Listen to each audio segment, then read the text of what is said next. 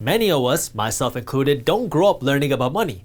That's why some people can make $50,000 a year and retire a millionaire, while other people can make $150,000 a year and retire broke. So if you want to know how to become wealthy, you need to know how to manage your money like wealthy people do.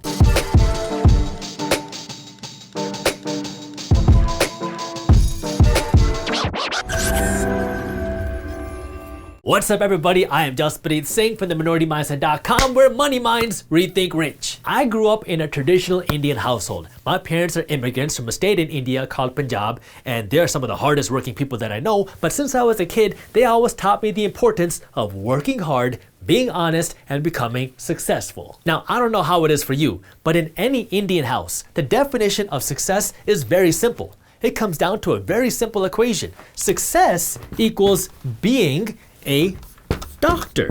If you become a doctor, you are by default successful. If you go out and you ask any Indian mom out there, the solution to becoming successful at anything is by becoming a doctor. If you want to make a lot of money, be a doctor. If you want to be happy, be a doctor. If you want to be healthy, be a doctor. You want to get married? Be a doctor. But now, if we dive a little bit deeper and we define what the success is as financial success, now things look a little bit different. Now, I know there's a lot of different definitions of success out there. Being happy, having a good family, being physically healthy, being mentally healthy, having a purpose. But for the purpose of this video, I'm going to be talking about financial success. So now, if the goal is to become financially successful or wealthy or rich or whatever you want to call it, if the goal is to become financially successful, is the solution to become a doctor? Well, becoming a doctor teaches you how to diagnose a sick person, how to take care of a sick person, and how to do a lot of things. If I was sick, I would pay a doctor a lot of money to treat me.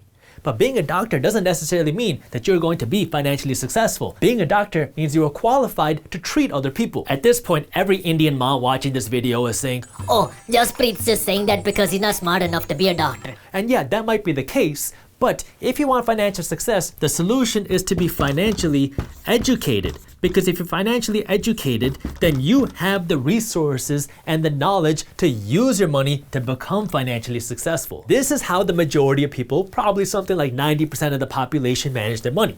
First, you make money from your job. You get a paycheck. This could be $20,000 a year or $2 million a year. It doesn't matter how much money you make. You make money from your job, and the first thing you do is you put this money in your bank account, and then you start spending this money. So you got your home expenses, you got to pay for your car, you got to go buy some clothes, you go on a vacation, you spend some money, and then that's why I got this dotted line here. If there's any money left over, you save this money. Now, some of you might be better than others at saving. You might not spend too much money, that way you can save more money, but for the majority of people, this is how their finances look. You make money, then you spend a lot of it, and if there's anything left over, some of that money gets saved. If you're wondering, "Oh, Jaspreet, how do you know how people manage their money?" Well, just look at the numbers. 1 in 5 Americans do not have $5,000 saved up for retirement, and 7 out of 10 Americans, the majority of Americans, don't have $1,000 in cash saved up to protect them from an emergency. What the minority of people do is they start by smashing that thumbs up button below, because the way the YouTube algorithm works, if you do not smash that thumbs up button, then YouTube is much less likely to show you and other people our financial news and education videos. So if you hit that button, I will very much appreciate it. But what the minority of people do is first, they get paid. So let's assume for this example that you're getting paid from a paycheck again. Now I'm gonna go right to left this time. This time they start by saving money. So you put some money aside for your savings first. And then you invest some money. So you put some money aside, then you put some money to work for you. And after you save and after you invest, that's when you spend. So it's a different order of events. The difference here is the majority of people make money, they spend their money, and then if there's any money left, that's when they save it and that's when they invest it. Wealthy people, the 1%, what they do is you make money and then you save it and you invest it first, and then you only spend what's left after saving and investing, because investing and saving is what's going to build your wealth. Investing is going to build your wealth even more. Saving is just really protecting your wealth, but you need to do these two things first. That way you can build your wealth. The simplest way to do this is to create a financial system. One of the things you can do is to follow our 75, 15, 10 plan. What that means is for every dollar you earn here, so you make $1 from your paycheck or your business or however you make your money, every time you make a dollar, it's going to flow down in this way. Out of this dollar, 75 cents is the maximum you can spend, 15 cents is the minimum you should invest, and 10 cents is the minimum you should save. When you do this, now you're investing and saving your money and building your wealth first before you spend your money. Now, if you're younger and you don't have a ton of financial responsibilities, then this is your time to build. What you should be doing is following our 50-30-20 plan. That means now you're spending less money, you're only spending 50 cents out of every dollar you earn, but you're investing 30 cents and you're saving 20 cents because now this is your opportunity to build. If you don't have a ton of expenses, then invest and save more aggressively now. That way you can build the foundation for your financial wealth. This is where a lot of people put up a smokescreen. They say, oh, you shouldn't worry about money like that. Money doesn't matter. You should just work on being happy. And yeah, you need to be happy, but money is a tool, okay? If you are a good person,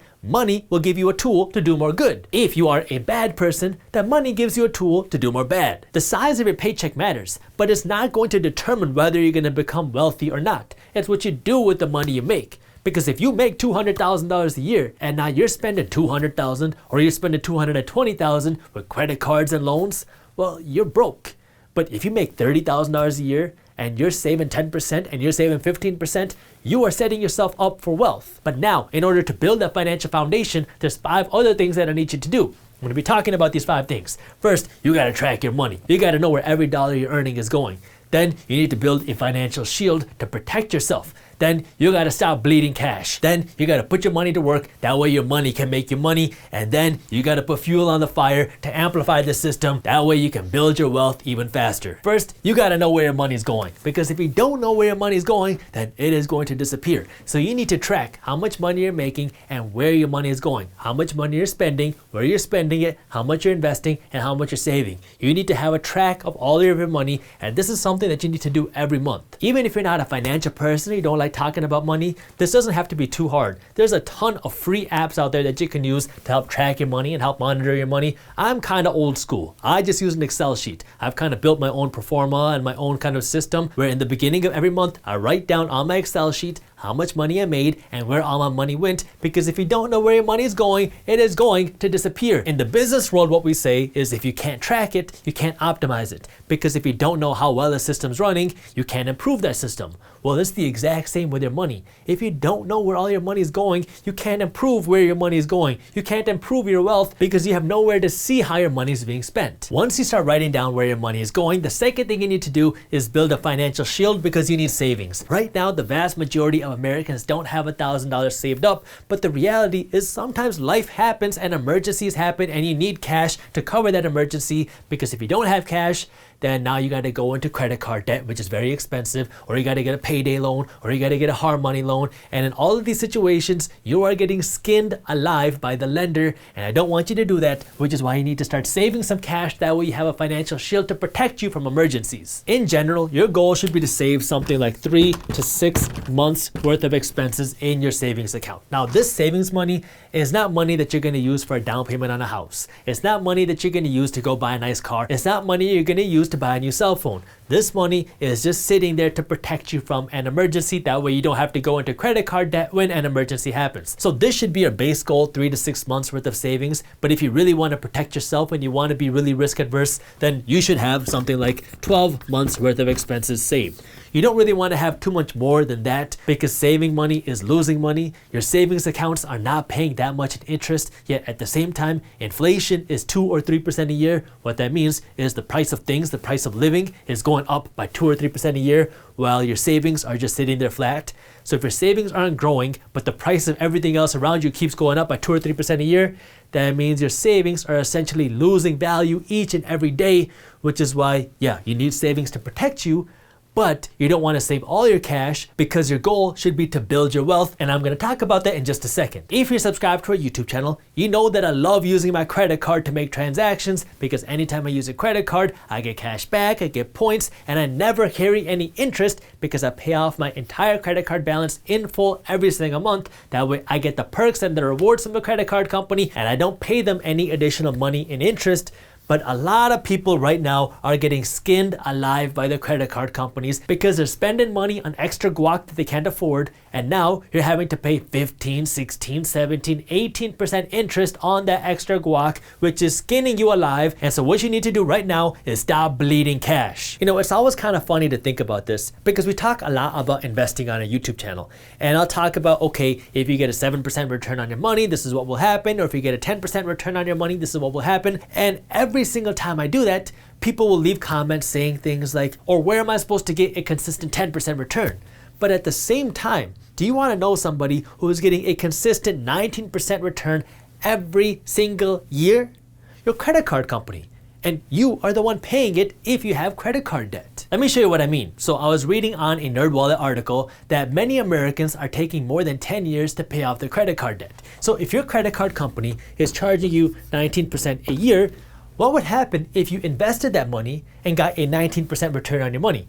If you could invest $1,000 a month, and let's say you can get a 19% return on your money every single year. Now, I know it's not very easy to get a 19% return every single year, but your credit card company is doing it. So if you invest $1,000 a month and you can get a 19% return on your money every single year, and you do this for 10 years, which is what a lot of people are taking to pay off their credit card debt, this $1,000 a month investment would grow to over $420,000 over those 10 years if you could get the same 19% return on your money.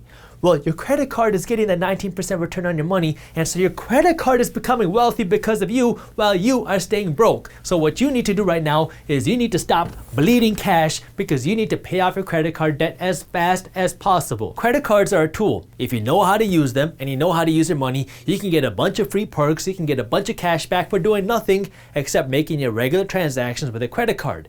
If you don't know how to use a credit card, then you are being skinned alive by your credit card company, and you need to stop bleeding cash and you need to get rid of your credit card until you can figure out how to control your spending. And right now, you need to get out of credit card debt as fast as possible. That means cut your expenses, work harder at your job, get a raise, do whatever you gotta do, find some extra cash and put it towards your credit card debt because you gotta stop bleeding cash as fast as possible because this is eating away at your wealth. Once you get here to number 4, this is where things get really fun because now you're putting money to work. You can only work 10, 12, 14, maybe 16 hours a day consistently. I mean, yeah, maybe some days you can work 20, 22 hours a day, but you can't do that consistently, okay? You're gonna get burned out. But your money doesn't need sleep. Your money doesn't need to go to the bathroom. Your money doesn't need a vacation. Your money can work for you 24 hours a day, 7 days a week, including holidays, which is why once you got this extra cash, you need to put it to work. That way your money can earn you more money because you need your money working for you while you're sleeping. This is what investing is all about. You're sending your money out, that way your money can attract you more money. Lots of people assume that putting your money to work and investing means that you have to throw your money in the stock market, but that's not the only way that you can invest your money, and it depends on what your risk tolerance is. One of the simplest and easiest and the least risky ways to invest your money is just by paying down your debt. If you have student loans that are costing you 6% a year in interest, and you pay it off a year early, well, now you just got a 6% guaranteed return on your money for that year, because now you don't have to pay 6% in interest to the bank or your lender. That 6% is what you get to keep in your pocket because you paid off your student loans a year earlier. This doesn't have really any risk because if you pay down your debt early, that's interest that you don't have to pay. You should also be investing in yourself and your own mind because like everybody says, you are your own best investment. If you know how to use your money better, you can use your money better and get a better return on your money. Now, this takes time and it takes money, but this can be one of the most valuable things that you do because if you don't know how to invest your money, then you're not going to be able to get the best returns. So this could mean reading books, it could mean taking classes online, it could mean going to seminars, whatever it is. You need to be investing in your education, especially your financial education, if you want to know how to use your money the right way. That way you can get the best returns on your money. The other kind of education is financial tuition, and financial tuition is when you lose money by making a bad investment. I'm a real estate investor and I have read a ton of books on real estate investing, but some of the best real estate investing knowledge I got was by investing in a property, which I call my nightmare property, where I lost a ton of money. It was my education. It was the financial tuition I had to pay to learn how to be a good real estate investor, because there's just some things that you can't learn in books. There's just some things that you can't learn in courses. So that's another kind of education where you just go out and do things, because there will be times when you lose money. That's just reality. By the way, if you do want to learn more about my worst real estate deal ever, it was a nightmare property. I read a lot of books that say, every real estate investor has one really bad deal. This is mine. So I want you guys to learn from my mistakes. This is not something to teach you in business books or even something to talk about in real estate books. So I want you guys to learn from my mistakes so you don't make the same mistakes as I did, because it was very expensive. Let's take a look inside. I walked through that deal on YouTube, and if you want to watch that video, I will also link it for you in the description below. Then you have investing in assets. This is your more traditional type of investing, because now we're talking about investing in the stock market or investing in real estate. Now you're really just putting your money to work. That way your money can attract you more money. The way it works is now you're buying an asset, you're buying an investment for the purpose of making money, because you're buying something that you think will go up in value. So if you buy a stock for $100 a share, and then this company starts to make more money and the value of your stock goes to $200 a share, now you just doubled your money. You can also put your money to work for passive income, because now certain stocks pay dividends. What dividends are cash payments. Is passive income that you get just for owning a stock that pays a dividend. It's the same with real estate. If you buy a home, you can rent out this home for $1,000 a month, and now every single month your tenants are going to pay you $1,000 a month for living in your property. And now even if you're sitting on a beach somewhere, you're still getting $1,000 a month every single month from your tenants that are living in your property, and you don't have to do any of the work because you put your money to work. You use your money to buy an asset, to buy this house, and now your money through this asset is generating you passive income. And the best part of all is now you're creating a new income stream that you're earning without having to physically go to work. Because now if you have income coming in from your stocks, or if you have income coming in from your real estate, this is money that you're getting without you going to your job. Now let me give you a quick disclaimer here, because there's a lot of kind of misconceptions out there about passive income and investing, with a lot of people on the internet saying, oh, you can become a millionaire overnight by just throwing your money in stocks or by throwing your money in real estate. Well, it doesn't really work like that. It is a slow, gradual wealth building process where the more money you put in, the better returns you will generally see, and the more time you have, the more money you will make. Now, before we get into number 5, I do want to let you know where you can learn more about investing, because our team puts out tons of articles on how to invest your money and build wealth through stocks and real estate on our website, theminoritymindset.com. And I'll also link an article for you up here and in the description below. And that's when we come to number 5, putting fuel on the fire, where now you understand how to use your money, and now it's time to earn more money because you know how to grow your money even bigger. The reason I talk about this now, not earlier, is because a lot of people think that the solution to their money problems is just earning more money. But there's a little problem with that. If you don't know how to manage your money with $40,000 a year, you're not going to know how to manage your money suddenly at $400,000 a year, or even $4 million a year. That's why 70% of lottery winners become broke or bankrupt within just 5 years of winning the lottery. And that's why 78% of NFL players who make a ton of money while they're playing in the NFL end up broke or bankrupt within just 2 years of retiring from the NFL. Making more money does you no good unless you know how to use your money first. That's why once you know how to use your money, it's all about putting fuel on the fire, because now you have a financial system. You've built your savings cushion. You're no longer bleeding cash, and now you're putting your money to work. Once you do that, it's all about amplifying the system by earning more money and putting fuel on the fire. The way you do this is going to depend on you. For some of you, that might mean asking for a raise or working to get a promotion, something where you can get more money from your job. For others of you, maybe you're working a job, but you also really like baking cakes. If that's the case, now you can start a side hustle where on the weekends, you're baking cakes and you're selling it to your friends and your neighbors and other people that like your cake. And for others of you, you might have an entrepreneurial bug where you just really want to start a business. The whole purpose here is now when you make more money, you don't just go out and buy a fancy car. You follow your financial system. You're going 75, 15, 10, or you're going 50, 30, 20. Whenever you make more money, you're just taking that money and you're putting it into your funnel. That way you're investing more money, you're saving more money until you have the savings cushion built up,